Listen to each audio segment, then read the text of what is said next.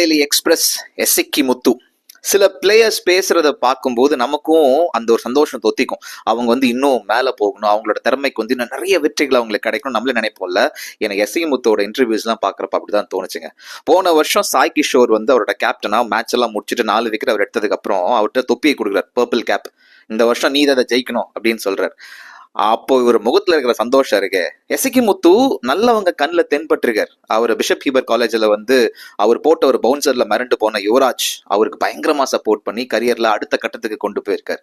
நீ திருச்சியில் ஆடினது போதும் வா போலான்னு சொல்லிட்டு 3rd டிவிஷனுக்கு சென்னைக்கு கூட்டு வந்திருக்காரு செந்தில்நாதன்.